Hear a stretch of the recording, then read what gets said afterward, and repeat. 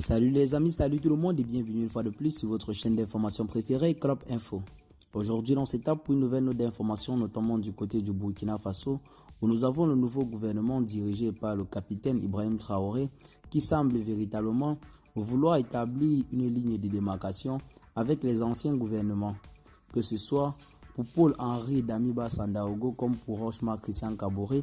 Le nouveau gouvernement dirigé par le capitaine Ibrahim Traoré est véritablement en quelque sorte de mettre des points sur les i, notamment en répondant aux aspirations du peuple et en voulant faire triompher la dignité et la souveraineté du peuple burkinabé.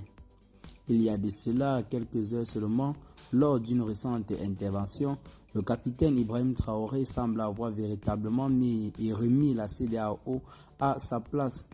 Vous savez tout si bien comme moi qu'en ce moment se tient bel et bien un sommet extraordinaire de la CEDEAO concernant le Mali, la Guinée et le Burkina Faso, notamment pour une transition rapide. Sans tarder, le gouvernement burkinabé est sorti du silence dans le principal but de recadrer la CEDEAO qui réclame une transition rapide du côté du Burkina Faso. Ceux-ci n'ont pas mâché le mot tout en répondant à la CEDEAO que ce qui est plus important pour le peuple en ce moment et pour le Burkina Faso, c'est bel et bien la sortie de crise. Qu'une transition ne devrait pas être la priorité en ce qui concerne les problèmes du pays.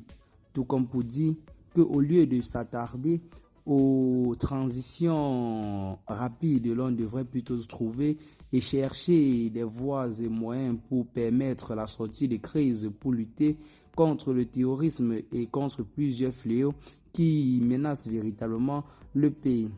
Eh bien les amis, la CEDEAO depuis quelque temps semble être traitée ou alors accusée par plusieurs observateurs de l'actualité politique comme étant une organisation manipulée. C'est donc la raison pour laquelle, depuis quelque temps, plusieurs personnes ne semblent pas véritablement partager les idéaux de cette organisation et voir un gouvernement qui est véritablement en train de recadrer ces derniers ne peut que faire beaucoup de bruit sur les réseaux sociaux.